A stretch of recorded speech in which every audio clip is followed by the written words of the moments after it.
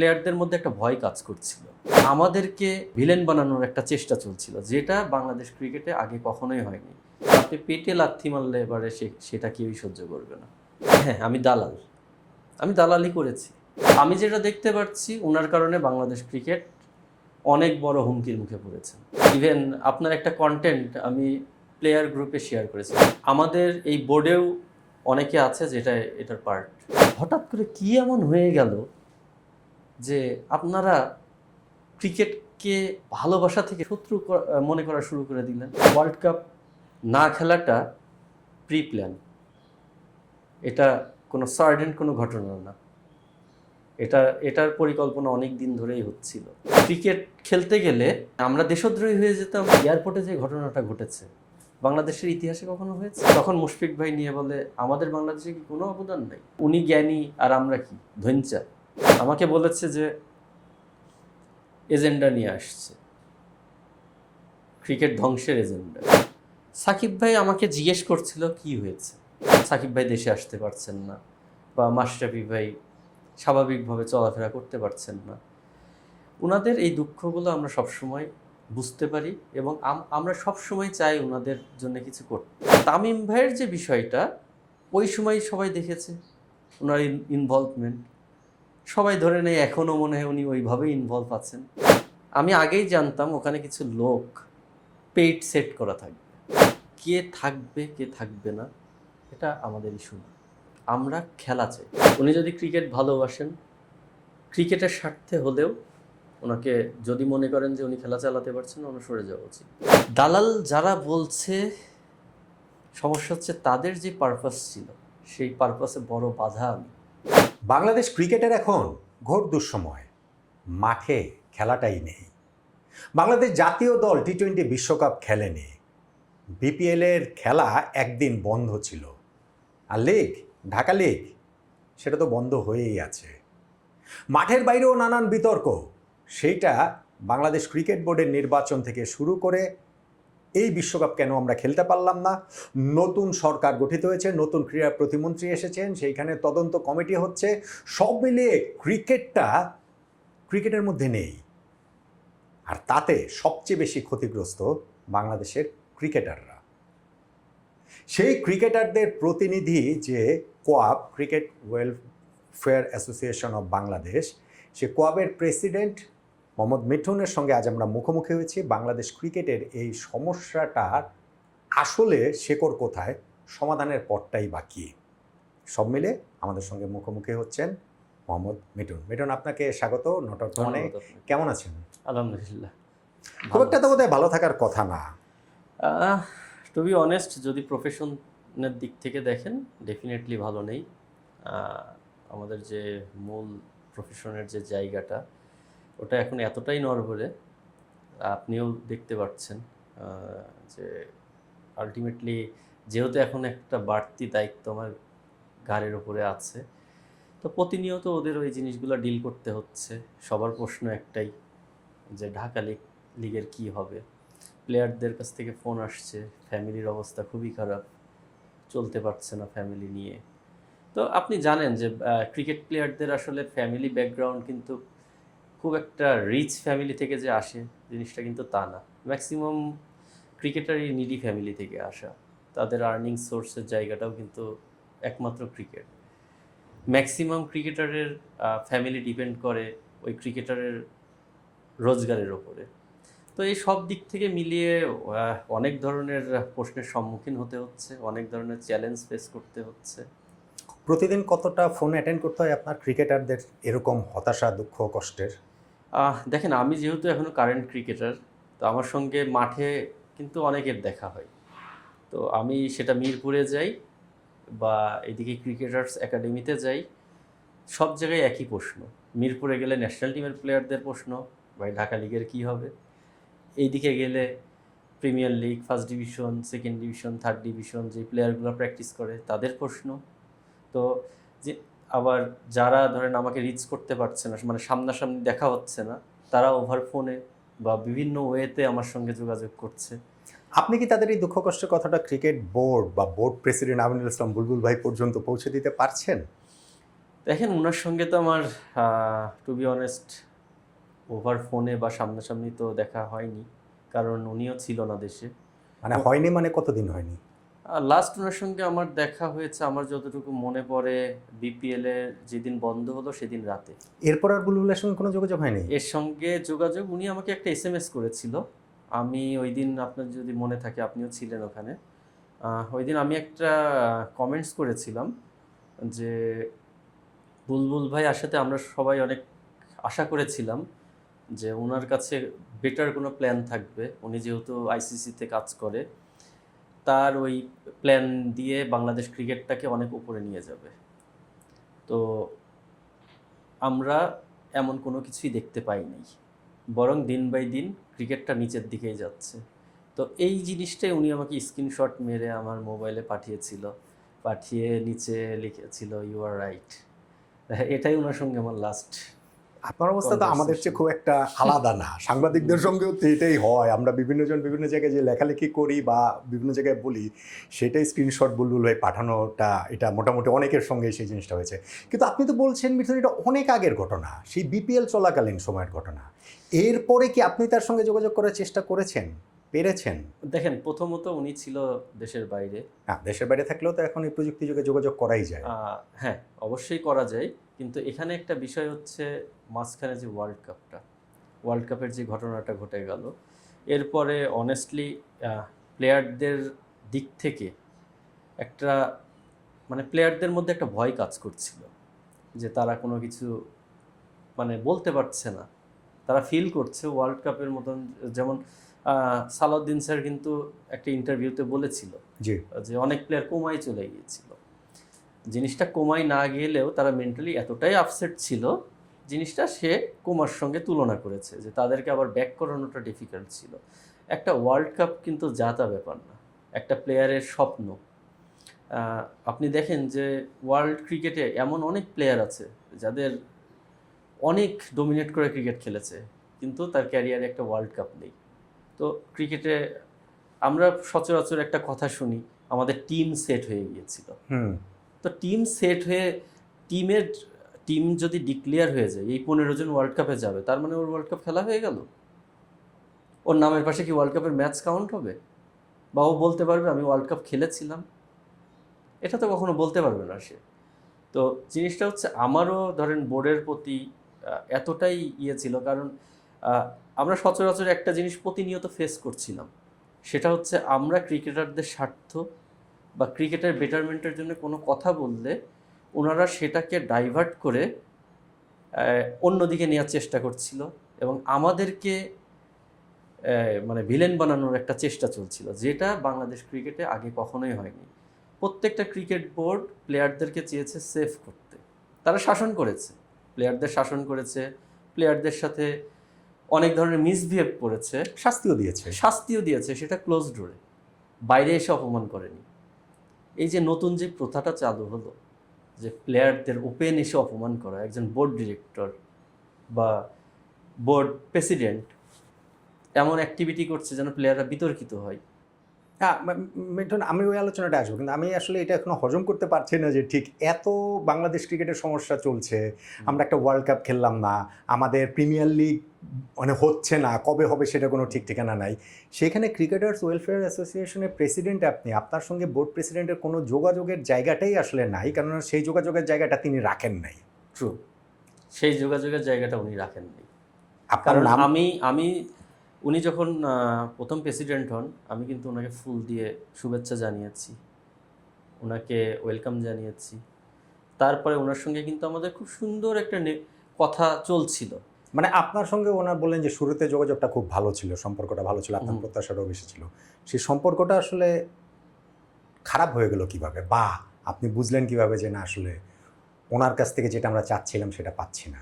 আমি আসলে প্লেয়ারদের দাবি দেওয়া নিয়ে যখন ওনার কাছে যাওয়া শুরু করেছে, যখন ওনাকে আমাদের যেই ঢাকা লিগটা নিয়ে ফার্স্ট ওনার সঙ্গে আমার শুরু হয় কথাবার্তা, বা উনি যখন বললেন যে ঢাকা লিগ নিয়ে, যখন আমাকে 2 দিন ডেট দিলেন উনি দেখা করবেন, পরে উনি দেখা করেন নাই, বলেছেন উনি বিজি আছেন এই সেই।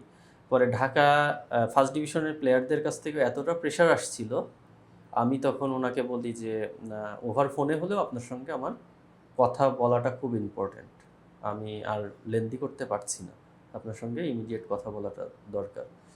পরে উনি ইস্যুটা জানতে চাইলো, তো আমি ওনাকে ইস্যু জানাইলাম যে ফার্স্ট ডিভিশন নিয়ে আমি কথা বলবো। উনি তখন বললো, দেখো এইগুলো মাইক্রো ইস্যু নিয়ে আমি কথা বলতে পারবো না, আমার অনেক কাজ আছে। মানে আমাদের ক্রিকেটাররা মাঠে খেলবেন ওইটা আমাদের বোর্ড প্রেসিডেন্টের কাছে মাইক্রো ইস্যু, মানে খেলা চাওয়াটা, যে খেলা আমরা চাওয়া- খেলতে চাই, এইটা মাইক্রো ইস্যু ওনার কাছে। ঢাকা লিগটা ওনার কাছে মাইক্রো ইস্যু। তো যখন উনি এই কথা বললেন তখন আমি চিন্তা করলাম যে 1500 প্লেয়ার যেই লিগে একসাথে খেলার সুযোগ পায়, যেখান থেকে তারা ফিনান্সিয়ালি বেনিফিটেড হয়, বাংলাদেশে এখনও কিন্তু আমাদের হাইস্ট পেমেন্ট করে প্রিমিয়ার লিগ, বিপিএল না। কিন্তু বিপিএলে কিছু সংখ্যক প্লেয়ার পায়। আপনি যদি ওভারঅল চিন্তা করেন, প্রিমিয়ার লিগে কিন্তু একটা প্লেয়ার সবচেয়ে বেশি টাকা আর্ন করে।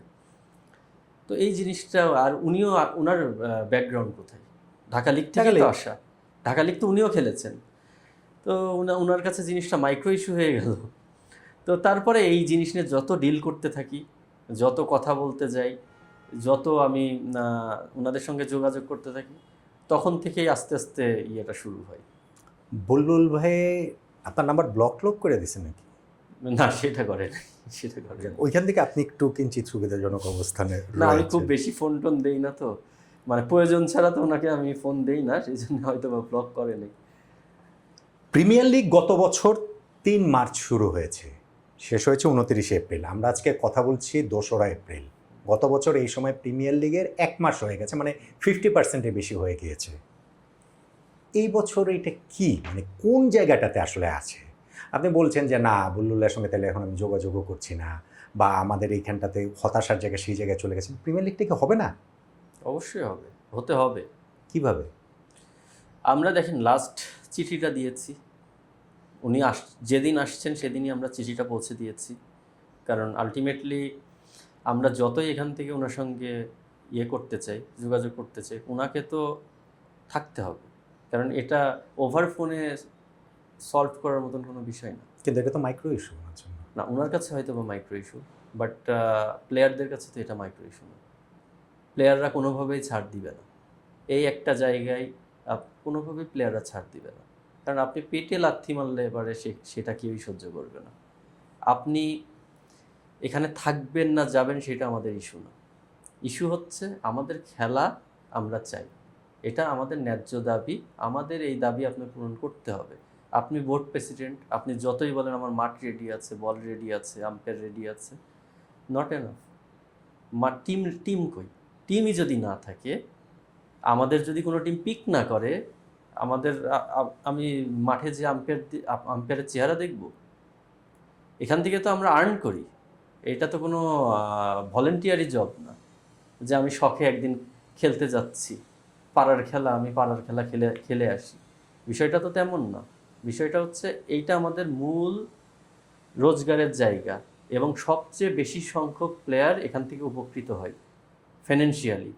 এই টাকা দিয়ে হয়তোবা ন্যাশনাল, এই খেলাটা না হলে ন্যাশনাল টিমের প্লেয়ারের কিচ্ছু হবে না, কারণ ওদের আদার্স অনেক সোর্স আছে ইনকাম করার। কিন্তু একটা থার্ড ডিভিশন, একটা সেকেন্ড ডিভিশন, একটা ফার্স্ট ডিভিশনের প্লেয়ার, বা প্রিমিয়ার লিগেই অনেক প্লেয়ার আছে যারা ফার্স্ট ক্লাস খেলে না। তাদের আর্নিংয়ের জায়গাটা কোথায়? তারা কিভাবে চলবে? তারা ক্রিকেট খেলা ছেড়ে দেবে? এই লিগ আয়োজন বা এই যে ঝামেলাটা, এটা আসলে কতটা কঠিন আপনার কাছে মনে হয়? ধরেন প্রেক্ষাপট ভিন্ন, কিন্তু আমি যদি এভাবে বলি যে কোভিডের সময়ও কিন্তু ঢাকা প্রিমিয়ার লিগ হয়েছে, হ্যাঁ, ভায়া বাবুলের মধ্যে হয়েছে, হোটেলে আলাদা করে রেখে হয়েছে। ওইটার চেয়ে কি এখনকার পরিস্থিতি আরও বেশি কঠিন আপনার মনে হয়? আসলে আমি যেটা মনে করি যে এই গ্যাপটা অনেক আগে থেকে এত বেশি হয়ে গেছে, এখন এটা পূরণ করাটা আসলেই কঠিন। কারণ এই বোর্ডের সঙ্গে ঢাকা ক্লাবগুলোর অফিসিয়ালদের ডিস্টেন্সটা এতটা বেশি হয়ে গেছে, বা দিন বাই দিন এরা জিনিসটা সলিউশন না করে আরও যেভাবে মানে আরও জিনিসটাকে দূরত্ব বাড়ানোর জন্য যা যা করা যায়, এমনভাবে তারা জিনিসগুলো ডিল করেছে, আমার কাছে মনে হয় না যে এই ক্রিকেট বোর্ডের আন্ডারে, মানে বর্তমান যেই সিচুয়েশন আমাদের সামনে যেটা আছে সেটা আমার কাছে কোনোভাবে মনে হয় না এই ক্রিকেট বোর্ড ওনাদেরকে কোনোভাবে কনভিন্স করে মাঠে ফিরাতে পারবে। তাহলে এই ক্রিকেট বোর্ড থাকার অর্থ কি? আমার আমার কথাও সেটা যে আমি যেই জায়গায় আছি, আমি একটা জায়গা, আমি ধরেন কোয়াবের প্রেসিডেন্ট, এটা তো আমার ভলেন্টিয়ারি জব, তাই না?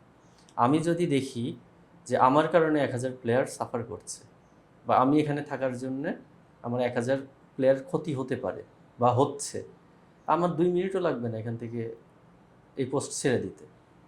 কারণ আমি আমার ক্ষতি করতে পারি, আমি আমার জন্যে 10টা মানুষের ক্ষতি হোক সেটা কখনোই করতে পারবো না আমি।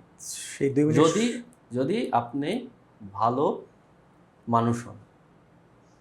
এখন বুলবুল ভাই কি ভালো মানুষ না, নাকি তার 2 মিনিট সময় নেই? না, আমি সেই ব্যাপারে কোনো করবো না, এটা সম্পূর্ণ তার ব্যক্তিগত ডিসিশন, উনি কী করবেন। বাট আমি যেটা দেখতে পাচ্ছি, ওনার কারণে বাংলাদেশ ক্রিকেট অনেক বড় হুমকির মুখে পড়েছেন। ওনার অ্যাক্টিভিটি বা ওনার যেই জায়গায় যেই ডিসিশন নেওয়ার দরকার ছিল সেটা উনি নিতে পারেন নাই বলেই ক্রিকেটটা এত ক্রিটিক্যাল সিচুয়েশনে পড়েছে। পারেন না কেন? এটা কি উনি, মানে আপনার আন্ডারস্ট্যান্ডিং কি ওনার সাথে ডিলিংস করে মানুষ হিসেবেই জটিল, নাকি উনি ভয় পান, নাকি ডিসিশন নিতে পারেন না? আমি আসলে ওনার সঙ্গে খুব বেশি মিশি নেই বা ওনার সম্পর্কে পার্সোনালি আমি জানি না। তবে আপনি একটা জায়গার হেড হলে আপনার ওখানে কিছু ব্রেভ ডিসিশন নিতেই হবে। আপনি সবসময় সেফ খেলে চলতে পারবেন না, আপনার বোল্ড ডিসিশন নিতে হবে। আজকে আমার কাছে মনে হয় ওয়ার্ল্ড কাপ আমরা খেলতেই পারি না এই একটা কারণে। ওনার কারণে? উনি ওই সময় কোনো ডিসিশন নিতে পারেননি। উনি যতই বলেন যে গভর্নমেন্ট গভর্নমেন্ট গভর্নমেন্ট, আমার কাছে মনে হয় এটা টোটালি একটা প্ল্যান ছিল। বাংলাদেশকে বিশ্বকাপ খেলতে না দেওয়া? এটা, হ্যাঁ, আমার কাছে মনে হয় এটা পরিকল্পিত ছিল। এটা হয়তো বা সাধারণ মানুষকে অনেকে অনেকভাবে বোঝাতে পারে, বাট আমি এটা বিশ্বাস করি না। আপনার সাথে এই একটা জায়গা আমার মিলল, কারণ আমি ওয়ার্ল্ড কাপের সময় অনেকগুলো আলোচনা এখানে করেছি এবং আমি সার্টেনলি এখন এটা বিশ্বাস করি বাংলাদেশকে বিশ্বকাপ খেলতে না দেওয়াটা এটা একটা বড় পরিকল্পনা, বড় ষড়যন্ত্রের অংশ। আপনার এটা কেন মনে হয়? এটা একটু বলেন তো, আমি দেখি, একটু মিলিয়ে নেই। দেখেন, কিছু জিনিস কিন্তু মানুষ কিন্তু এত বোকা না।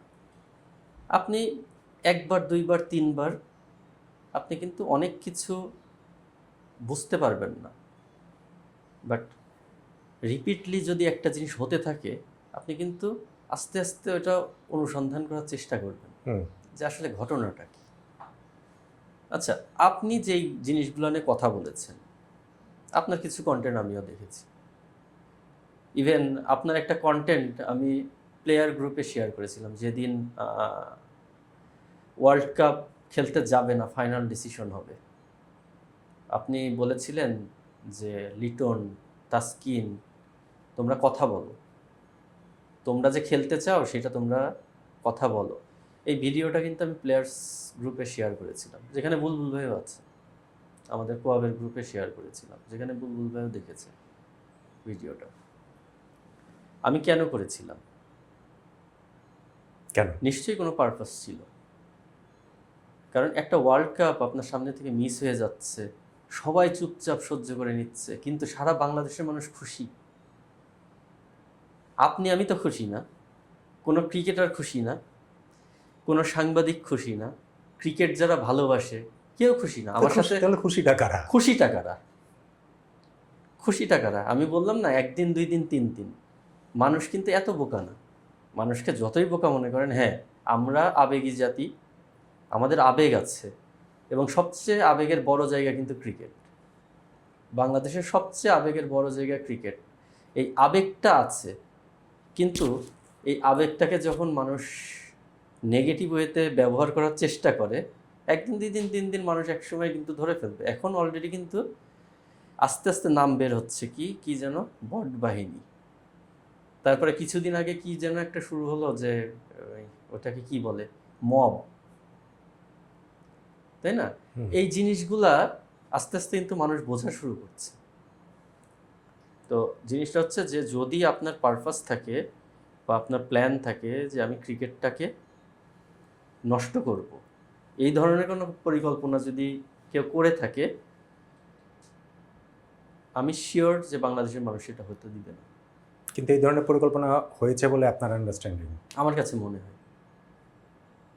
কারা করেছে? কারা করেছে আমি জানি না, তবে আমি মনে করি যে আমাদের এই বোর্ডেও অনেকে আছে যেটা এটার পার্ট। কারণ আপনি দূর থেকে সব কিছু করতে পারবেন না। আপনার একটা জিনিস নষ্ট করতে হলে কাছে থাকতে হবে। আমি শিওর যে ওই পরিকল্পনার মধ্যে আমাদের বোর্ডেরও অনেক মানুষ আছে। ক্রিকেট ধ্বংসের একটা কথা, এটা আমি বিভিন্ন সময় বলি, আমার এটা একটা বিশ্বাসেরও জায়গাটা রয়েছে, এবং আপনিও সেই কথাটা বললেন। এবং এইটা যে আমি বিশ্বকাপে বাংলাদেশ এবার খেলতে পারে নাই, তখন থেকে আমার মনে হচ্ছে তা না। আমার নট মনে কন্টেন্ট রয়েছে যেটা আমার ধরেন আরও আগের 6 মাস, 1 বছর, 1.5 বছর আগে থেকে, মানে ওই সময় থেকে আমি এটা বলছি। সোশ্যাল মিডিয়া দেখে আমার সেটা মনে হয়। আপনার এই উপলব্ধির জায়গাটা হলো কেন বা কীভাবে, যে না আমাদের আসলে ক্রিকেটটাকে কেউ না কেউ, কোনো না কোনো গোষ্ঠী আসলে ধ্বংস করতে চায়? দেখেন, কবে হলো, কতদিন আগে? আপনি যেটা বললেন আপনার সাথে আমি পুরোপুরি একমত যে এই ওয়ার্ল্ড কাপে যায়নি এই জিনিসটা কিন্তু আমার মানে আমি তখন থেকে যে আমি এই জিনিসটা চিন্তা করছি বিষয়টা তা না। আমি লাস্ট 1-1.5 বছর ধরে আমি কিন্তু সেম জিনিসটা ফলো করছিলাম যে বাংলাদেশের এই বছরের যে টি-20 স্কোয়াডটা আপনি দেখেন, বাংলাদেশ তো কখনোই এমন টিম ছিল না যে যেখানে গেছে সেখানে জিতেছে। তারপরেও তো মানুষ তো একটা সিরিজ জেতার পরে কি হতো, তারা কিন্তু আনন্দে অতীতের সব কষ্ট কিন্তু ভুলে যেত। কিন্তু আপনি দেখেন লাস্ট 1.5 বছরে বা 1 বছরে বাংলাদেশ টিম যখন খারাপ খেলে এসেছে, এয়ারপোর্টে যে ঘটনাটা ঘটেছে বাংলাদেশের ইতিহাসে কখনো হয়েছে? না, হয়নি। বাংলাদেশ শ্রীলঙ্কাতে যে সিরিজ জিতে এসেছে, পাকিস্তানে যে সিরিজ জিতে এসেছে, আপনি কি দেখেছেন যে তাদেরকে নিয়ে কোনো ধরনের আলোচনা, মানে ওই সেলিব্রেশন হয় নাই? কোনো ধরনের সেলিব্রেশনই হয়নি। এটা পুরা ধামাচাপা দেওয়ার চেষ্টা করা হয়েছে। এবং যখনই তারা কোথাও খারাপ করেছে ওইটাকে এমনভাবে ব্লাস্ট করা হয়েছে, মানে এরা দেশকে ধ্বংস করে দিচ্ছে, জিনিসটা এমনভাবে ব্লাস্ট করা হয়েছে। তো আমার কথা হচ্ছে যে হঠাৎ করে কি এমন হয়ে গেল যে আপনারা ক্রিকেটকে ভালোবাসা থেকে শত্রুতে, মানে ক্রিকেট বা ক্রিকেটারদেরকে শত্রু মনে করা শুরু করে দিলেন।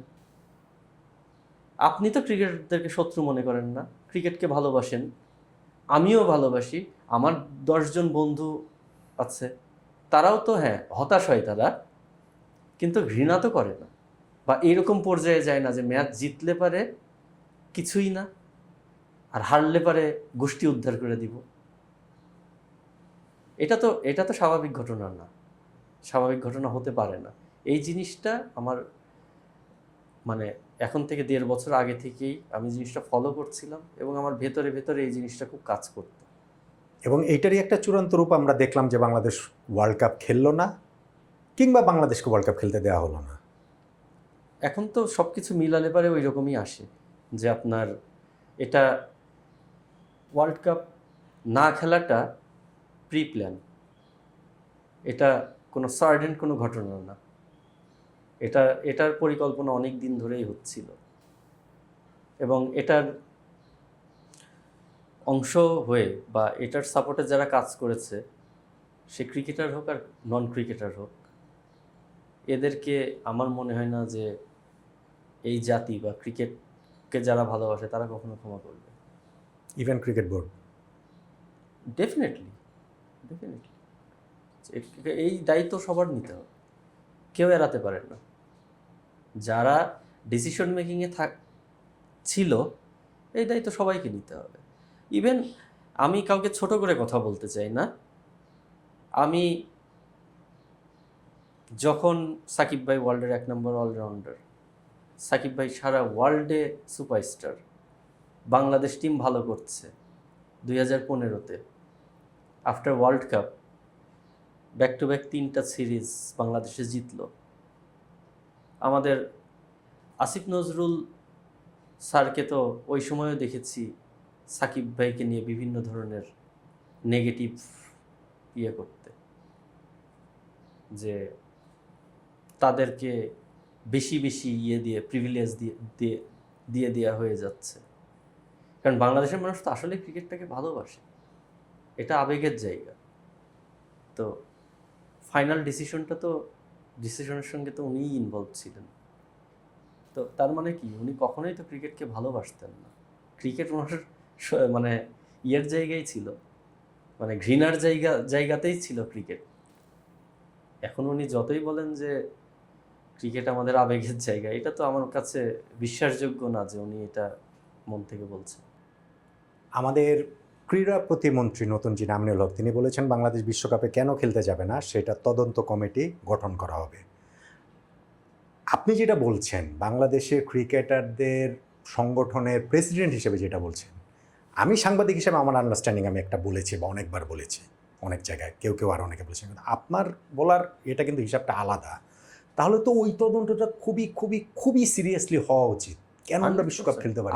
আমি জোর দাবি জানাই যে বাংলাদেশ কেন বিশ্বকাপে খেলতে গেল না সেটার একটা স্ট্রং তদন্ত কমিটি গঠন, এবং এই জায়গাটাই যেটা কোনো ধরনের ছাড় না পাই। কারণ আপনি অ্যান্টি ইন্ডিয়া, আমার কোনো সমস্যা নেই। আপনি ইন্ডিয়ার সঙ্গে আপনার সম্পর্ক খারাপ হতে পারে, আমার কোনো সমস্যা নেই তাতে।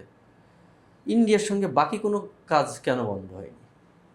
আপনার যদি বন্ধই করতে হয়, আপনি টোটালটা বন্ধ করেন। লাইক পাকিস্তানের সাথে ইন্ডিয়ার কোনো ধরনের বিজনেস নাই, কোনো কিচ্ছু নাই, ঠিক আছে? আমি ওই রকম যদি করেন আমি এগ্রি। আপনি ইন্ডিয়ার সাথে কোনো সম্পর্ক রাখবেন না, রাইখেন না, ঠিক আছে? ইন্ডিয়া আমাদের দেশের যদি কোনো ক্ষতি করে থাকে সমস্যা নেই, আপনি সম্পর্ক রাখবেন না, রাইখেন না। কিন্তু বাকি সব কিছু চললো, বাকি সব কিছু কি চিনি আসতেছে, পেঁয়াজ আসতেছে, ডাল আসতেছে, সব আসতেছে বাংলাদেশে। এবং আমি একটা রিপোর্টও দেখেছি যে খুব সম্ভবত অন্যান্য সব বছরের থেকে বেশি হয়েছে লেনদেন। তাহলে ক্রিকেট ভাই কি এমন ক্ষতি করে দিল?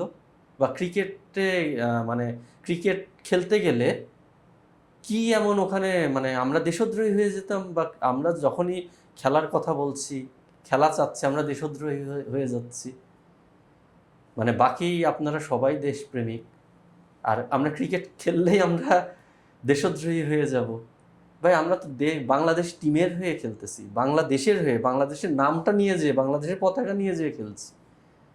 আমরা তো ভাই ইন্ডিয়ার পতাকা নিয়ে খেলছি না, বা আমরা অন্য কোনো দেশের পতাকা নিয়ে খেলছি না। আজকে সবাই একবারে স্বীকার করে যে বাংলাদেশ আজকে ওয়ার্ল্ডে পরিচিতি পেয়েছে ক্রিকেটের জন্য, আর এর পিছনে আপনাদের লাগতে হইল, আর এই খেলাটাই আপনার বন্ধ করতে হবে। এটা কেমন ভাই? কোন দিক থেকে আসে এটা? ম্যাডাম, আপনার কি মনে হয়, আমি আপনাকে একটা হাইপোথেটিক্যাল প্রশ্ন করি, ধরেন এর আগে ক্রিকেট বোর্ডে যিনি প্রেসিডেন্ট ছিলেন দীর্ঘ সময় ধরে, নাজমুল হাসান পাপন ভাই, আমরা জানি পরিস্থিতি কি, রাজনৈতিক পরিস্থিতি, ওগুলো আমি সব এক সাইডে সরিয়ে রেখে বলি, উনি যদি বিসিবি প্রেসিডেন্ট থাকতেন তাহলে কি বাংলাদেশ টি-20 বিশ্বকাপ খেলতো না খেলতো না? আমি মনে করি খেলতো। পাপন ভাই যদি বিসিবি প্রেসিডেন্ট থাকতেন তাহলে কি আপনাদের এই ঢাকা লিগগুলা চলতো নাকি চলতো না? না, আমি তো দেখেন ঢাকা লিগের অনেক বিতর্ক আছে, অনেক কিছু আছে ওনাদেরকে নিয়ে, যে বাংলাদেশের স্ট্রাকচার যেই জায়গায় যাওয়া উচিত ছিল যায় নাই, আমি সব কিছুতেই এগ্রি করি। কিন্তু আমি যদি অনেস্ট অপিনিয়ন দিই, ঢাকা লিগে সবচেয়ে বেশি টাকা প্লেয়াররা পেয়েছে ওনাদের সময়। আপনি যদি আবাহনীর কথা চিন্তা করেন, মহামেডানের কথা চিন্তা করেন, যে টিমগুলো করতো ওদের বাজেটটা অনেক বেশি ছিল। আপনি তারপরে যখন আফটার 5ই আগস্ট দেশের পরিস্থিতি খুব খারাপ হয়ে গেল, দেশের মানে অর্থনৈতিক অবস্থা ভেঙে পড়লো, তখন ফারুক ভাই আসার পরে তখন কিন্তু ঢাকা লিগ হয়েছে, কিন্তু আমরা আগে যে পেমেন্ট পেতাম তার অর্ধেকও কিন্তু পাইনি প্লেয়াররা। তো জিনিসটা হচ্ছে, আমি আমার পার্সপেক্টিভ থেকে বলছি যে আমি যেটা ফেস করেছি, এখানে কাউকে খুশি করার জন্য কিছু বলার নেই। না, পাবন ভাইকে এখন আপনি খুশি করে তো খুব একটা লাভও নেই। আমার লাভও নাই, কিন্তু আমি যেটা ফেস করেছি আমার সেটা বলতে কোনো সমস্যা। আমি যেটা বললাম যে ওই কোভিডের সময় বায়া বাবলের মধ্যেও আপনাদের ঢাকা লিগ হয়েছিল। হ্যাঁ, তো আমরা বোর্ড থেকে আমাদেরকে 5 স্টার হোটেলে রেখেছে, 5 স্টার হোটেলে রেখে বায়া বাবলের মধ্যে থেকে আমরা খেলেছি। ওইটা কিন্তু খেলার থেকে বেশি ছিল প্লেয়ারদেরকে সাপোর্ট দেওয়া, ফাইন্যান্সিয়ালি সাপোর্ট দেওয়া। কারণ ওই সময় ন্যাশনাল টিমের আমি তখন ন্যাশনাল টিমে ছিলাম, আমার মানে আমার স্যালারি ছিল, আমার তখন চলতে ফিরতে কোনো সমস্যা ছিল না, আমি চলে যেতে পারতাম। কিন্তু বাকি এই যেটা আমি বললাম আপনাকে প্রথম দিকে, যে যেই প্লেয়ারগুলো শুধু প্রিমিয়ার লিগ খেলে বা যেই প্লেয়ারগুলো শুধু ফার্স্ট ডিভিশন খেলে, তারা কি করবে? তখন কিন্তু জিনিসটা ওই চিন্তা করেই করা হয়েছিল, কিন্তু ওইটা কিন্তু T20 হয়েছে, 50 ওভার হয়নি। কিন্তু নর্মালি ঢাকা লিগ তো 50 ওভারের ফরম্যাট, T20 করেছিল। মানে যত ধরনের মানে প্লেয়ারদের জন্য কিছু করার জন্য যত ধরনের ইউজ করা যায় করে আমাদেরকে ওই ফাইন্যান্সিয়ালি সাপোর্টটা দিয়েছিল। পাপন ভাই থাকলে এখন কি লিগটা হইতো? এখন আমার তো মনে হয় এরকম সিচুয়েশন আসতো না। তারা বিপিএল চলাকালীন সময়ে একদিনের জন্য খেলা বন্ধ করেছিলেন। সেইখানটাতে বিসিবির একজন পরিচালক নাজমুল ইসলাম প্রথমত তামিম ইকবালকে, আমাদের ফরমার ন্যাশনাল ক্যাপ্টেন, তাকে একটা ভারতীয় দালাল হিসেবে ফেসবুকে স্ট্যাটাস দিয়েছেন। তারপরে ক্রিকেটারদের তিনি টাকা নিয়ে খোটা দিয়েছেন, খোটাই দিয়েছেন যে আমরা যে বিভিন্ন ওয়ার্ল্ড কাপ তো তারা জিতাইতে পারে না, কোনো বৈশ্বিক টুর্নামেন্ট জিতে না, আমরা কি ওদের কাছ থেকে কোটি কোটি টাকা খরচ করি, সেই টাকা তো আর ওদের কাছ থেকে আমরা কি ফেরত চাই নাকি? আমাদের এই নাজমুল ইসলামের যে কমেন্টসটা, সেটা কি আপনার এই ক্রিকেট বোর্ডের সামগ্রিক মনোভাব ক্রিকেটারদের প্রতি মনে হয়? এই ক্রিকেট বোর্ডে বুলবুল ভাইয়ের মতো ফর্মার ক্যাপ্টেন রয়েছেন, ফারুক ভাই রয়েছেন, পাইলট ভাই রয়েছেন, আব্দুর রাজাক রাজ রয়েছেন, বা ধরেন ফাহিম ভাই, মিঠু ভাইরও রয়েছেন, অনেক দিন ধরে যারা ক্রিকেটের সঙ্গে রয়েছেন, এরকম একটা মন্তব্য সেই ক্রিকেট বোর্ডের পরিচালক করেন, এটা কি আসলে ক্রিকেট বোর্ডের মনোভাবটাই প্রতিফলন করে ক্রিকেটারদের প্রতি? আপনার কি মনে হয়? দেখেন, সবাই তো একরকম না, একজনের জন্য আমি সবাইকে একই কাতারে ফেলবো না, সবাই একরকম না। তো আমি এই ঘটনাটা না এত টুইস্ট হয়েছে ওই সময়ের মধ্যে, এটা অনেক লম্বা সময় চলে যাবে। আচ্ছা, ছোট করে যদি একটু বলেন। তো জিনিসটা হচ্ছে, যখন উনি ফার্স্ট শুরু করলো, ওনার এজেন্ডাটা শুরু করলো আর কি, একজন দিয়ে শুরু করলো, ঠিক আছে। তারপরে উনি আস্তে আস্তে আস্তে আস্তে ওইটা বড় পরিসরে করা শুরু করলো। তো আমরা কিন্তু সিলেটে বিপিএলের মধ্যে একটা প্রেস কনফারেন্স করছিলাম, যে প্লেয়ারদের রেসপেক্ট নিয়ে আমরা একটা প্রেস করেছিলাম। ওই প্রেসে আমরা কিন্তু বলেছিলাম যে প্লেয়ারদের সম্মান যেন কোনোভাবে নষ্ট না হয়, প্লেয়ারদের সম্মান রেখে কথা বলতে। হ্যাঁ, তো পরে দেখলাম যে জিনিসটা আরও বাড়ছে। তো বাড়ার পরে আমাদের একটা ক্লাবের মিটিং ছিল, আমাদের কমিটির মিটিং ছিল। কমিটির মধ্যে আলোচনা, কি পাগল হয়ে গেছে না কি করছে না করছে, প্লেয়ারদের নামে যা তা। প্লেয়াররাও, আমি পরে যখন সবার সঙ্গে কথা বলতে গেলাম, তখন দেখলাম ওরা আগে থেকে বিরক্ত ওনার প্রতি, মানে বিভিন্ন বিভিন্ন ইস্যু টিস্যু নিয়ে বাকি প্লেয়াররা আগের থেকেই বিরক্ত। তো আমরা তখন করলাম, ঠিক আছে, যদি এমনই হয় তাহলে এটার তো একটা প্রতিবাদ করা উচিত, একটা কিছু করা উচিত, এইভাবে চলতে দেওয়া তো যায় না। তখন আলোচনার প্রেক্ষিতে আমরা তখন একটা বিসিবিকে একটা টাইম লাইন দিলাম, আমি একটা ভিডিও বার্তা দিলাম। তার আগে কিন্তু আমি সবগুলো টিমের সঙ্গে, টিম ক্যাপ্টেনের সাথে কথা বলেছি, তাদেরকে বলেছি তারা যেন তার টিমের সঙ্গে কথা বলে যে আমরা এরকম একটা হার্ড লাইনে যাব কি না। ওই একটা জায়গায় আমি দেখি নাই কেউ ডিসএগ্রি করেছে, আমাদের ক্রিকেটাররা সম্মানের জায়গায়। ইভেন আমরা যখন ডিসিশনটা নেই, আমরা কিন্তু জেনেই নিয়েছিলাম যে আমরা 75% পেমেন্ট পাবো না। বিপিএলের 75% পেমেন্ট কিন্তু আমাদের তখন সবারই ডিউ, আমরা এই পেমেন্টটা খেলা না হলে আমরা পাবো না। তারপরেও সব প্লেয়ার এগ্রি করেছে। তার মানে বোঝেন বিরক্তির জায়গাটা কোথায় যেয়ে পৌঁছেছিল। তারপরে তো দেখলেন আমরা ইভেন একটা পর্যায়ে যে বুলবুল ভাইকে বললাম যে এর মাঝে অনেক ঘটনা, যেটা বললাম যে অনেক লম্বা হয়ে যাবে। বুলবুল ভাইকে শেষ পর্যন্ত আমরা খেলার জন্যে ওনাকে বললাম, উনি তো ওই দিন আসে নাই, আগের দিন রাত থেকে কিন্তু এটা নিয়ে ডিল হচ্ছে। মিঠু ভাই এসেছিল, শাহনিয়ান ভাই ছিল, তারা চেষ্টা করেছে জিনিসটা সমাধান করার, তো ওনারা সমাধান করতে পারে নাই। আমরা আশা করেছিলাম বুলবুল ভাই এখানে এরকম একটা ক্রিটিক্যাল সিচুয়েশনে উনি ইনভলভ হবেন, উনি আমাদের কারোর সাথে কোনো কন্ট্রাক্ট করেননি। পরে না পেরে আমি ওনার সঙ্গে কন্ট্রাক্ট করেছিলাম যে আমরা খেলতে চাই, কিন্তু আমরা আমাদের সম্মানটাও ফেরত চাই, কারণ আপনিও তো একজন ক্রিকেটার। আমাদের এই আন্দোলন বা এই দাবিটা কিন্তু আপনার সম্মান রক্ষার্থেও, এটা শুধু আমাদের সম্মান রক্ষার্থে না, যত ক্রিকেটার আছে বাংলাদেশের সবার সম্মানের রক্ষার্থে আমরা দাবিটা জানিয়েছি। ঠিক আছে, ফাইন, ওনাকে আপনি আপনাদের বিভিন্ন গঠনতন্ত্রের কারণে এখনই স্যাক করতে পারবেন না বা এখনই ওনাকে সাসপেন্ড করতে পারবেন না, আপনারা আপনাদের প্রক্রিয়াতে থাকেন। বাট উনি পাবলিকলি যেহেতু প্লেয়ারদেরকে অপমান করেছে, উনি পাবলিকলি এসে সরি বলুন। বলেন নাই তো? উনি বলেন নাই, বুলবুল ভাই উল্টা ওনাকে জ্ঞানী বিজ্ঞ মানুষ বানাচ্ছিলেন। তখন মুশফিক ভাইও আমার সাথে ছিলেন। মুশফিক ভাই তখন ওনাকে আমার কাছ থেকে ফোনটা নিয়ে, আমি লাউডে ছিলাম, উনিও লাউডেই ছিল, লাউড স্পিকারে কথা হচ্ছিল। উনি ওনার বোর্ড ডিরেক্টরদের সঙ্গে ছিলেন বিসিবিতে, আমরা হোটেলে শেরাটনে লাউড স্পিকার সব প্লেয়াররা একসাথে ছিলাম। তখন উনি যখন এরপরেও ওনার প্রশংসা শুরু করেন, তখন মুশফিক ভাই নিয়ে বলে আমাদের বাংলাদেশে কি কোনো অবদান নেই? আমরা এত বছর বাংলাদেশ টিমে যে সার্ভ করছি, উনি আমাদেরকে অপমান করলো, এটা কি মানে আমাদের বাংলাদেশে কোনো অবদান নেই? আমরা কিচ্ছু করি নাই বাংলাদেশের জন্য, আর উনি জ্ঞানী আর আমরা কি ধৈঞ্চা? তো এরকম একটা কনভারসেশনের পরে উনি পরে বুলবুল ভাই আমাদেরকে বললো যে নেক্সট টাইম হয়তো বা আমি তোমাদের সামনেও আসতে পারবো না।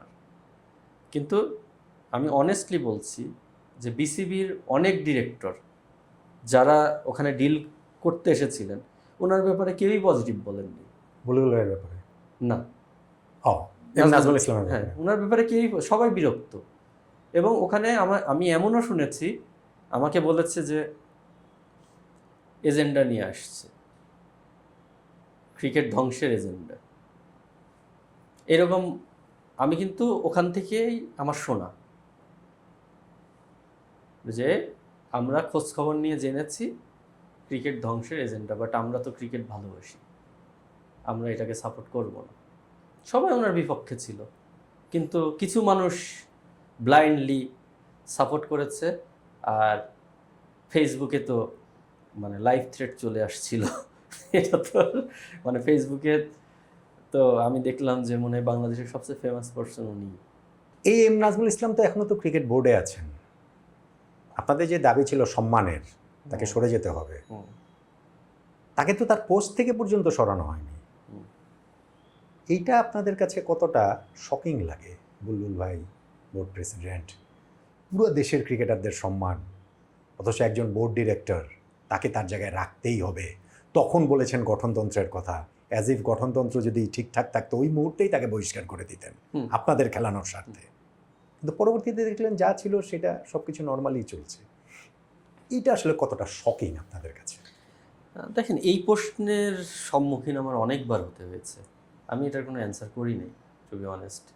কারণ উনি একজন প্লেয়ার হয়ে এটা যে উনি যেটা করলেন না, আমার তো মনে হয় মানে ওনার নিজেরই তাহলে কোনো আত্মসম্মান নাই।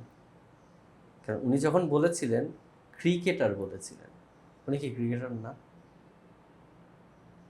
সিম্পল জিনিস যে আপনি যদি ক্রিকেটার হন তাহলে আপনার গায়ে লাগবে, আপনি ক্রিকেটার না হলে আপনার ওই কথা গায়ে লাগবে না। আমার গায়ে লেগেছে, যারা ক্রিকেট খেলে এখন সবার গায়ে লেগেছে, সবাই কষ্ট পেয়েছে, সবাই তাদের 75% পেমেন্ট স্যাক্রিফাইস করেও ওনার এগেনস্টে আন্দোলন করতে রাজি হয়েছে। তাহলে ওনার কেন এটা নিয়ে মানে কোনো গায়ে লাগলো না বা এটা ওনার কাছে কোনো ইস্যু হইল না? উনি একটা ইন্টারভিউতে বলেছিলেন, পরবর্তীতে আমি দেখেছিলাম, যে সাকিব আল হাসান ওই সময় তার সঙ্গে কনভারসেশন হয়েছে এবং সাকিব প্লেয়ারদের সঙ্গে কথা বলবেন বলেছেন যে তারা যেন মাঠে ক্রিকেট খেলে। আপনার সঙ্গে কথা হয়েছিল সাকিবের তখন? আমার সাথে কথা হয়েছে। সাকিব কি বলেছিলেন? সাকিব ভাই আমাকে জিজ্ঞেস করছিল কি হয়েছে, ঘটনাটা কি। তো আমি ওনাকে ডিটেলস বলেছি। উনি আমাকে বলেছেন যে দেখো একটু চিন্তা ভাবনা করো, কারণ বাংলাদেশে তো নর্মালি এই ধরনের আন্দোলনে ক্রিকেটাররা এক থাকতে পারে না। যে কোনো ধরনের আন্দোলন হলে বা প্লেয়ারদের রাইটস নিয়ে কথা বললে প্লেয়াররা এক থাকে না, ডাইভার্ট হয়ে যায় বা আন্ডারহ্যান্ড অনেকে সেটেল করে ফেলে। তো এর আগে আমি সাফার করেছি বিষয়গুলো নিয়ে। তো তুমি করতেছো ভালো, কিন্তু এই জিনিসগুলো একটু খেয়াল রেখো যেন সবাই এক থাকে। তো আমি তখন বলেছি সাকিব ভাই যে আমরা তো অনেক কিছু নিয়েই ডিল করলাম, আমরা এই কমিটিতে আসার পরে এই একটা জায়গায় দেখেছি কেউ দ্বিমত করেনি, মানে সবাই এগ্রি করেছে। তো দেখি না কি হয়, সম্মানের লড়াই তো, তো সম্মানের লড়াই একটু লড়ি। বললো ঠিক আছে লড়ো, আমি কালকে ঘুম থেকে উঠে আমি নিউজ ফলো করব। শেষ পর্যন্ত কি আপনারা এক ছিলেন এই ইস্যুটাতে? আহ, আমি বলবো না যে পুরাটা আমরা এক থাকতে পেরেছি, কিছু জায়গায় তো ইয়ে হয়ে গেছে, বাট আমি বলবো সবাই সবার দিক থেকে ভালো এফোর্ট দিয়েছে।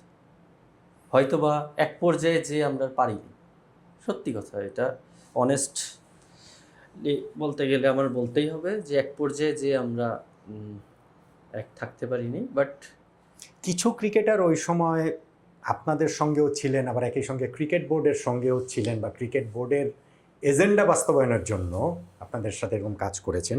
এরকম একটা আলোচনা আমরা বাইরে থেকে শুনি, বিভিন্ন কর্নার থেকে শুনি। আপনি কি এই বিষয়ে কিছু বলতে চান? আমি আসলে প্লেয়ারদের নিয়ে কিছু বলতে চাই না, বাট আমি শুধু এতটুকুই বলতে চাই ওরা যেটা করেছে, যতটুকু এফোর্ট দিয়েছে আমি খুশি। বাট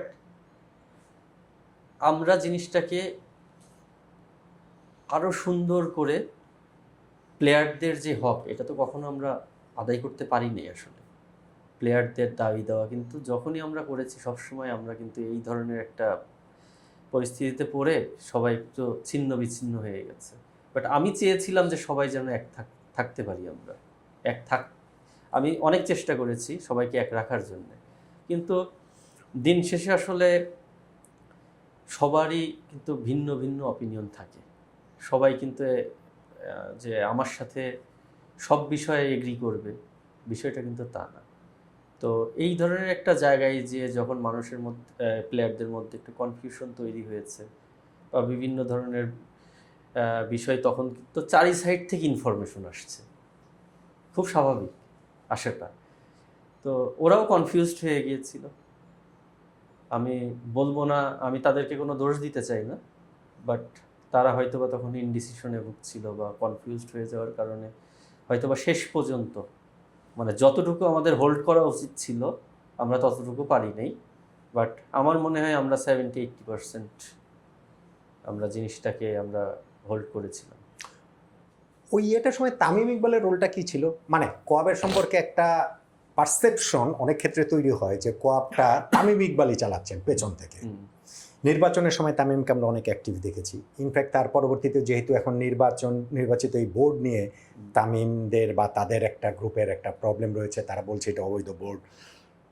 তো কোয়াবের কর্মকাণ্ডকে কিন্তু অনেক ওই পারসেপশনের জায়গাটা আছে যে তামিমই কোয়াবকে চালায়। এটা আসলে কতটা সত্যি? টু বি অনেস্ট, এই কোয়াবটাকে আবার রিফর্ম করার ক্ষেত্রে তামিম ভাইয়ের অবদান ছিল।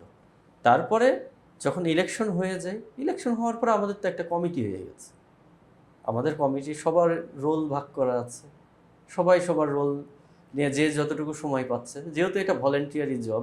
তামিম ভাইয়ের যে বিষয়টা ওই সময় সবাই দেখেছে ওনার ইনভলভমেন্ট, সবাই ধরে নেয় এখনও মনে হয় উনি ওইভাবেই ইনভলভ আছেন। এখন আচ্ছা, তামিম ভাই আমাদের কোয়াবের সদস্য না? ওনার মতামত দেওয়ার অধিকার আছে না? বুলবুল ভাইও সদস্য, বুলবুল ভাইয়েরও মতামত দেওয়ার অধিকার আছে। এখানে মতামত দেওয়ার অধিকার প্রত্যেকটা সদস্যরই আছে।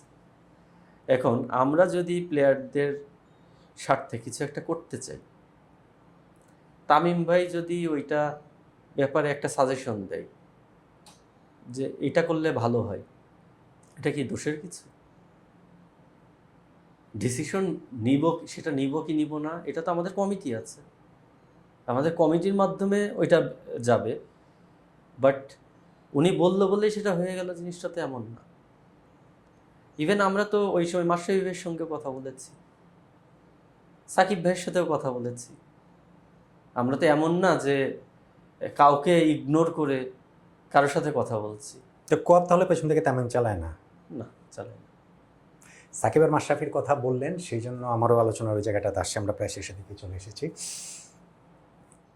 মুস্তাফিজের একটা ইস্যু ছিল, আইপিএলে তিনি খেলতে যেতে পারেননি এবং ওইটা নিয়ে আলোচনা হচ্ছিল যে না এইটা নিয়ে কোয়াব কেন সরব না। আপনারা ওই প্রেস কনফারেন্সটাতে ব্যাখ্যা দিয়েছেন, মুস্তাফিজও আপনাকে মানে ওইটাতে সায় দিয়ে সবার মাঝখানে একটা হাজির রোল তুলে দিয়েছিলেন।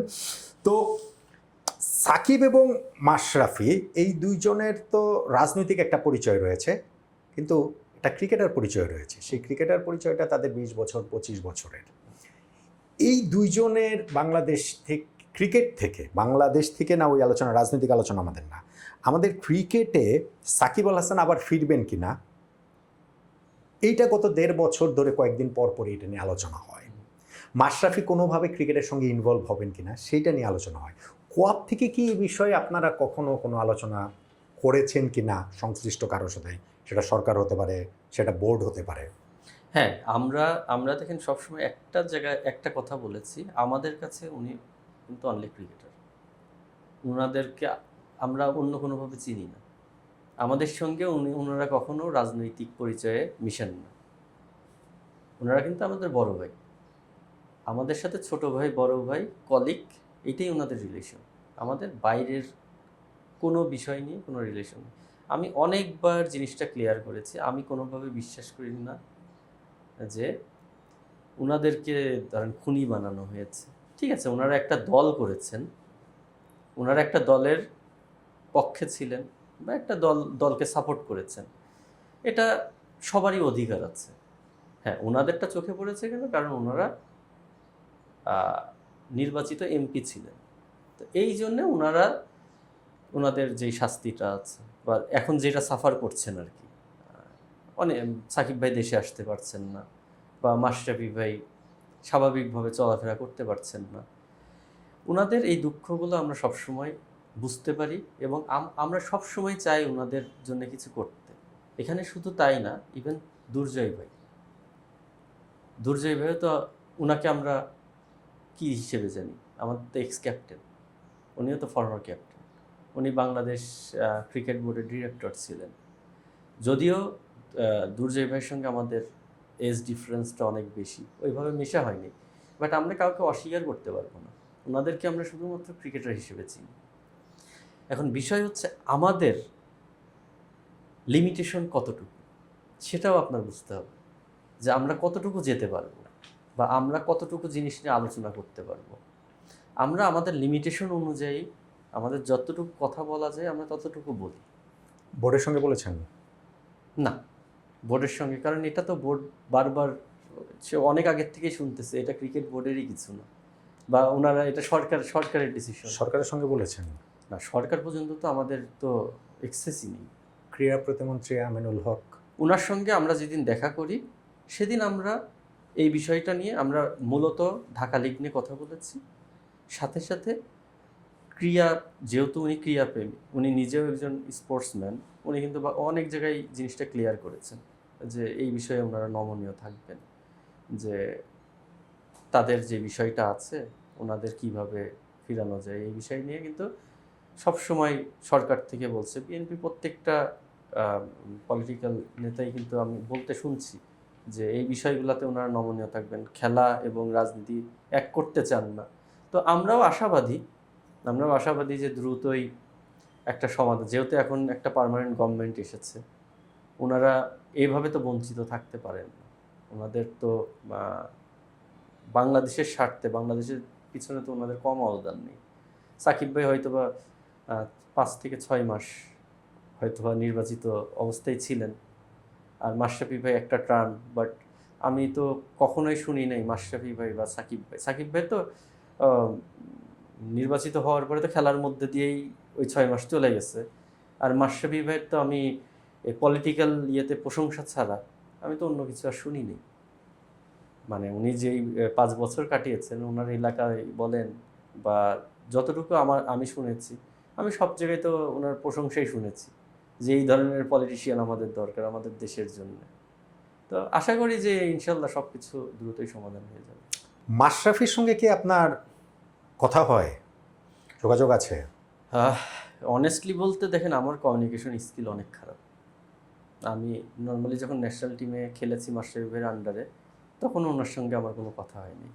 আমি ফোনে আমার সঙ্গে কথা হতো না, সামনাসামনি দেখা হতো, যতটুকু কনভারসেশন তখনই। কিন্তু কোয়াব ইলেকশনের আগে যখন আমি ডিসিশন নিলাম যে আমি ক্যান্ডিডেট হব, প্রেসিডেন্ট ক্যান্ডিডেট হব, আমি ওই সময় ওনাকে ফোন করেছিলাম, ওনার সঙ্গে আমি কথা বলেছি। কিছুদিন আগেও ওনার সঙ্গে আমার কথা হয়েছে। তো জিনিসটা হচ্ছে যে আমি বিশ্বাস করি যে একজন মানুষ তার বেস্ট টাইমে তার আশপাশের মানুষের অভাব হয় না, কিন্তু যখন সে খারাপ অবস্থায় থাকে তখন তার পাশে থাকা বা ফোন দিয়ে একটা সালাম দেয়া, একটু খোঁজ নেওয়া, এটাই ওনার জন্য অনেক কিছু। তো ইভেন সাকিব ভাইয়ের সঙ্গে আমার মনে হয় উনি দেশের বাইরে যাওয়ার পরে আমার যেই কয়েকবার কথা হয়েছে, আমার বাকি জীবনের তত ওনার সঙ্গে আমার কথা হয়নি। তো জিনিসটা হচ্ছে যে সাকিব ভাই অবশ্য নিজেও অনেক সময় অনেক বিষয় নিয়ে ফোন দেন। আমারও কোনো কিছু প্রয়োজন হলে বা যদি মনে হয় যে এই জিনিসটা ওনার জানানো উচিত, আমিও ফোন দিই। মাশরাফি সাকিবকে আপনি মিস করেন বাংলাদেশ ক্রিকেটে? আমি তো 100% মিস করি। উনি হয়তোবা সাকিব ভাইও বেশি দিন খেলতেন না, সাকিব ভাইও হয়তোবা স্বাভাবিক অবস্থায় থাকলে এতদিন রিটায়ার করে ফেলতেন। উনি যদি কন্টিনিউ খেলতে থাকতেন, উনি এতদিন কিন্তু খেলতেন না, রিটায়ার করে ফেলতেন। কিন্তু এই মানুষগুলা বাংলাদেশ ক্রিকেটে 18-20 বছর সার্ভিস দিয়েছে। তাদের আন্তর্জাতিকভাবে ইন্টারন্যাশনাল ক্রিকেটে এত অবদান এবং তাদের এত এক্সপিরিয়েন্স, এত নলেজ, এই জিনিস তো কিছুই আমরা কাজে লাগাইতে পারলাম না। ওনারা কিন্তু ওনাদের লাইফে যেটা অ্যাচিভ করার করে ফেলেছে, কিন্তু বাকিদের দেওয়ার যখন সময় ছিল বা দেশকে অন্যভাবে দেওয়ার যখন সুযোগ ছিল, সেই সময়টা ওনাদেরকে আমরা পাচ্ছি না। পাওয়ার আশা তো করেন ভবিষ্যতে? অবশ্যই আশা করি, অবশ্যই আশা করি। এটা যখন কোয়াব প্রেসিডেন্ট হলেন তখন কি ভেবেছিলেন যে আপনাকে বিপিএল খেলা বন্ধ করে দেবার সেই নেতৃত্ব দিতে হবে ক্রিকেটারদের সম্মানের জন্যই? আপনাকে এখন ঢাকা লিগের জন্য ক্রিকেট বোর্ডের দ্বারে দ্বারে ঘুরতে হবে, বোর্ড প্রেসিডেন্টকে আপনি খুঁজে পাবেন না, মানে কোয়াব প্রেসিডেন্টের দায়িত্বের মধ্যে কি এগুলা পড়বে? এটা কি আপনার কোনো সুদূর কল্পনাতেও ছিল নাকি? টু বি অনেস্ট, আমি কখনো চিন্তাও করি নাই যে আমার এই এত লোড নিতে হবে। কারণ আমি হওয়ার পরে সিচুয়েশনটা এতটাই ক্রিটিক্যাল, মানে যা যা চ্যালেঞ্জ ফেস করেছি, আমি আসলে কখনো চিন্তাও করি নাই যে এতটা চ্যালেঞ্জিং সিচুয়েশনের মধ্যে পড়ব। যেটা বললেন যে মানে এটা খুব স্বাভাবিক, কেউই আশা করে না যে প্রতিনিয়ত আপনি কোনো না কোনো চ্যালেঞ্জ ফেস করছেন। কারণ যেহেতু আমি নিজেও একজন স্পোর্টসম্যান, আমি এখনও কারেন্ট প্লেয়ার, আমি খেলি, আমার এটা তো ভলেন্টিয়ারি জব, আমার প্রফেশন তো ক্রিকেট, আমার ওখানে ফোকাস করতে হয়, ওখানে আমার ধ্যান জ্ঞান, ক্রিকেট তো আপনি খুব ভালো করেই জানেন কতটা ডেডিকেশন থাকতে হয়। তার পাশাপাশি এই দায়িত্বে আসার পরে এটাকেও তো আমি ইগনোর করতে পারবো না, কারণ আমি নিজেই তো ওই চিন্তা নিয়ে এখানে এসেছি যে একটা পরিবর্তন দরকার।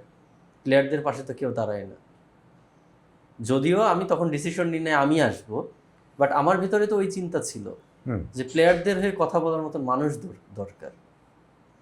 কোয়াবের কমিটিতে এমন একটা কমিটি থাকবে যারা প্লেয়ারদের বিপদে আপদে তাদের পাশে থাকবে, প্লেয়ারদের হয়ে কথা বলার তো কেউ নাই।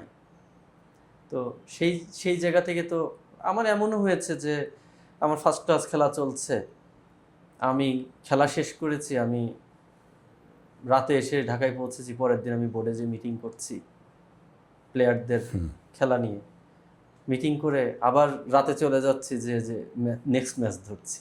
তো এরকমও আমার অনেক, মানে এনসিএলে তো আমার অলমোস্ট 7 ম্যাচের মধ্যে মনে 5টাতেই আমার এটাই করতে হয়েছে।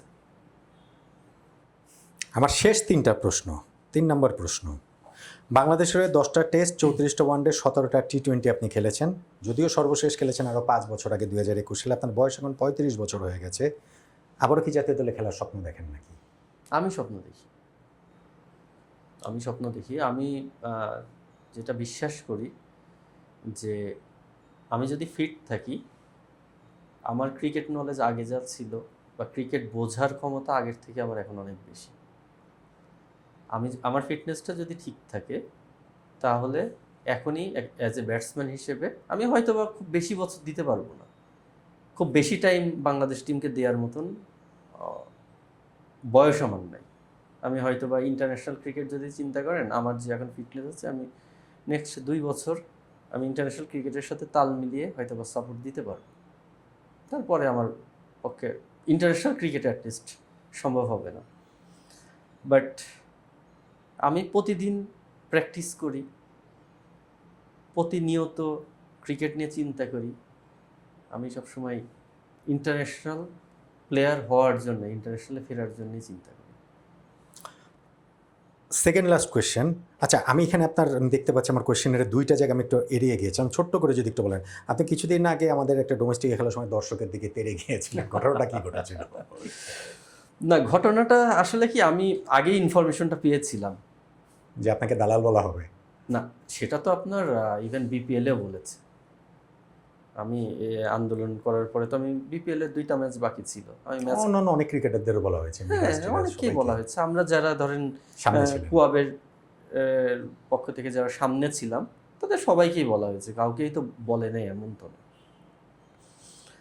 তো সেখানেও তো আমি জিনিসগুলো শুনেছি। ইভেন আমি প্রথম ম্যাচের পরে আমার বিপিএলের লাস্ট ম্যাচ আমি ওদের সঙ্গে এনজয় করেছি, ওরাও বলেছে, আমিও হাততালি দিয়েছি মাঠ থেকেই।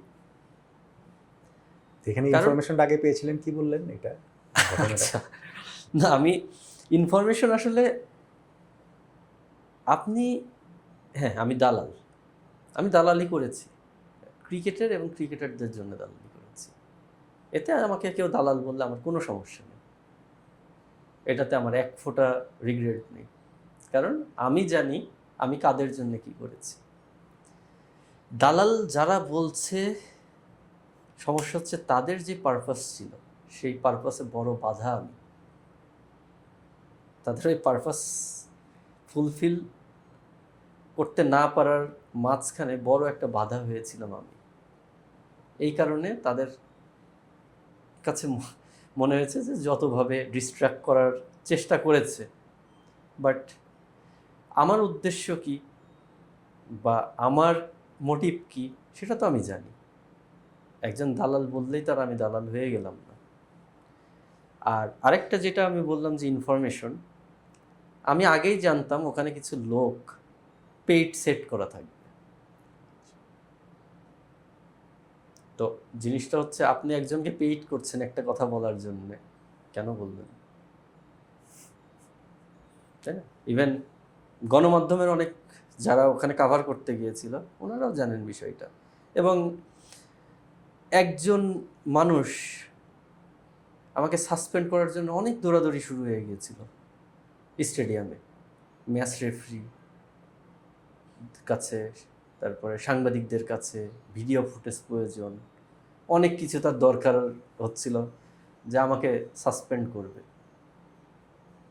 কিন্তু আলটিমেটলি আমি ওখানে যেয়ে তো আমি ওদের সঙ্গে হেসেই কথা বলেছি, তাদের সাথে কোনো ধরনের বাজে ব্যবহার তো দূরে থাক, ওদের সঙ্গে সুন্দরভাবে কথা বলে আমি হাসতে হাসতে আমি আমার জায়গায় এসে আমি আবার আমার ব্যাটিং করেছি। তো জিনিসটা হচ্ছে, বাকি যারা ম্যাচের দায়িত্বে ছিলেন তারা কেউই এগ্রি করেন নাই। পেটটা কে করছে? ক্রিকেট বোর্ড নাকি? আসলে ক্রিকেট বোর্ড রিলেটেড কেউ করেছে। সেকেন্ড লাস্ট কোয়েশ্চেন, সেটা হচ্ছে, আমরা অনেক বিষয় নিয়ে কথাবার্তা বলেছি, ক্রিকেট বোর্ড নিয়ে, মাঠে ক্রিকেটারদের দুঃখ কষ্ট, খেলা না হওয়াটা, সব কিছু মিলিয়ে আপনার কি মনে হয় যে মাঠে যে বাংলাদেশের খেলা রাখতে পারছেন না, বাংলাদেশ একটা ওয়ার্ল্ড কাপ খেলে নাই, প্লাস আমাদের যে ডোমেস্টিক লিগ সেই লিগগুলোর খেলা মাঠে রাখতে পারছে না, প্রিমিয়ার লিগ কখন হবে সেটার কোনো নিশ্চয়তা নেই, ওয়ারেজ গত সিজনের এই সময় প্রিমিয়ার লিগের অর্ধেক হয়ে গেছে। এই শুধু ন্যাশনাল টিম এবং ডোমেস্টিকে মাঠে খেলা রাখতে পারে না বলেই পারছে না বলেই এই বিসিবি ভেঙে দেওয়া উচিত বলে কি আপনি মনে করেন, কিংবা ধরেন বিসিবি প্রেসিডেন্ট হিসেবে আমিনুল ইসলাম বুলবুলকে সরিয়ে দেওয়া উচিত বলে আপনি মনে করেন কিনা? দেখেন, কে থাকবে কে থাকবে না এটা আমাদের ইস্যু না। এটা আমি আগেও আপনার সাথে কথা বলতে যে বলেছি, আমাদের যে কোনো আমরা খেলা চাই, খেলা বন্ধ হয়ে যাবে এটা আমরা চিন্তাও করতে পারি না। কারণ আপনি দেখেন, একসময় জিম্বাবুয়ে, কেনিয়া, তারা কিন্তু ভালো ক্রিকেট নেশন ছিল, কিছু সময়ের জন্য ইন্টারন্যাশনাল ক্রিকেটে ডোমিনেটও করেছে। তাদের ডোমেস্টিক স্ট্রাকচার ভালো ছিল না, বা তাদের ন্যাশনাল টিমের বাইরে কোনো অ্যাক্টিভিটি ছিল না, কোনো ধরনের প্রফেশনালিজম ছিল না। তারা এখন কোথায়? এখন আপনি আমি যদি মনে করি যে ঠিক আছে, বাংলাদেশ আজকে যেই পজিশনে আছে, আমরা ওয়ার্ল্ডের 1 নম্বর টিম তা বলছি না, বা টপ 5-এ আছি তাও না, বাট আমাদের দেশের তো একটা সম্ভাবনা আছে। তো আপনি সম্ভাবনাটাকে যদি আপনি ফুলফিল করতে চান, ফুলফিল করতে হলে কি করতে হবে? এই জায়গাগুলোতে আরও বেশি ফোকাস করতে হবে। আজকে একজন সাকিব গেছে, একজন তামিম গেছে, একজন মাশরাফি গেছে, আমরা তাদের আর রিপ্লেসমেন্ট খুঁজে পাচ্ছি না। আমাদের দেশে এরকম হবে কেন? আমাদের নিচের যেই স্ট্রাকচার বলেন বা আমাদের পাইপলাইনের যে প্লেয়ার বলেন, ওরা তো সাকিব ভাই, তামিম ভাই বা মাশরাফি ভাইয়ের থেকে তো বেটার প্লেয়ার হয়ে আসার কথা।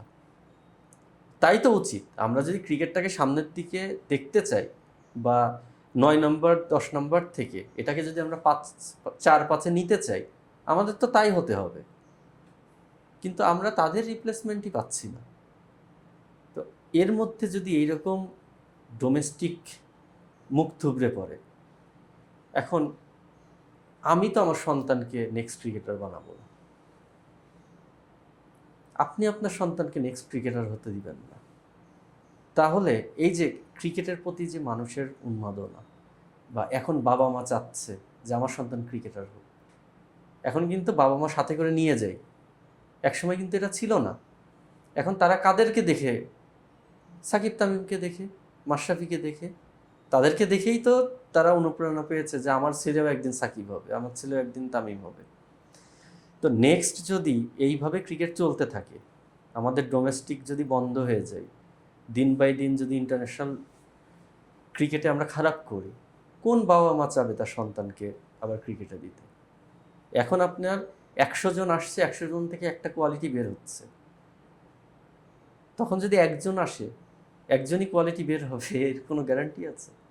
আপনি তো পুরা স্ট্রাকচারটাই ভেঙে দিচ্ছেন। নেক্সট প্লেয়ার আসার যে পুরা মানে ব্যাকবোনই তো আপনি ভেঙে দিচ্ছেন। না, আপনি বলছেন যে কারা আসবে, কারা বোর্ড থাকবে, বোর্ড প্রেসিডেন্ট হবে, সেটা আপনাদের দেখার বিষয় না। আপনারা খেলতে চান, মাঠে খেলা হোক। কিন্তু এই বোর্ড তো সেটা করতে পারছে না। তাহলে এই বোর্ডের থাকার বা এই বোর্ড প্রেসিডেন্ট আমিনুল ইসলাম বুলবুলের থাকার যৌক্তিকতাটা কি? আমি তো কোনো যৌক্তিকতা দেখি না।